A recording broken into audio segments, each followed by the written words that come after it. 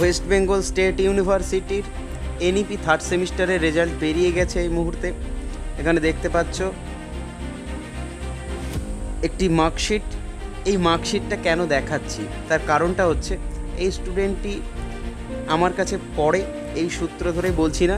অনেকের ধারণা আছে যে কলেজের যে কোনো সাবজেক্টে 100তে 100 পাওয়া যায় না, বা 50-এ পরীক্ষা নিলে 50-এ 50 পাওয়া যায় না। আমি এক্সটার্নালের কথা বলছি, অর্থাৎ বাইরের কলেজে গিয়ে যে পরীক্ষাটা হয়।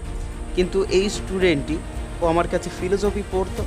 এখানে দেখতে পাচ্ছ ফিলোসফির ফুল মার্কস আছে 50, আর ও পেয়েছে 50, অর্থাৎ 50-এ 50 পেয়েছে। অনেকের ধারণা যে কলেজের পরীক্ষাতে ভালো খাতা দেখে না, টিচাররা যেমন তেমন করে খাতা দেখে। আমি আবারও বলে রাখি, এ হিস্ট্রিতে অনার্স নিয়ে পড়ে, এ ফিলোসফি আছে পাশের, মাইনর পেপার হিসেবে ফিলোসফি আছে। বাকি সাবজেক্টগুলো আমি দেখালাম, নামটাও আমি মুছে দিয়েছি, রোল নাম্বার, যেহেতু এগুলো ব্যক্তিগত ব্যাপার। এর এসজিপি এটা দেখে নাও, খুবই ভালো, অত্যন্ত 8.71।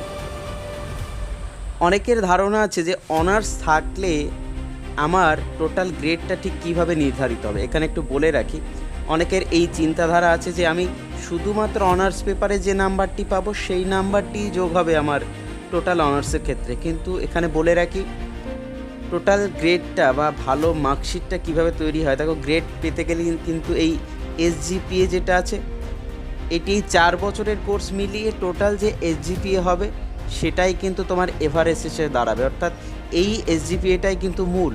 ভালো করে বলে দিই, আবারও বলে দিই, অনেকের ধারণা আছে যে ভালো লিখলেও 50-এ 50 পাওয়া যায় না, এরকমই স্টুডেন্টদের মধ্যে একটা মনোভাবনা আছে।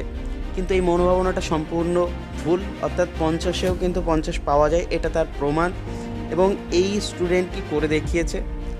তো আশা করব তোমরাও যদি ভালো করে পড়াশোনা করো, ভালো লেখো খাতায়, তাহলে কিন্তু তোমরাও এরকমই 50-এ 50 পাও বা পেতে পারবে। একটু চেষ্টা করলেই হবে। তো আবারও বলছি, মনোযোগ দিয়ে পড়াশোনা করো, তোমরাও কিন্তু এমন রেজাল্ট করতে পারবে।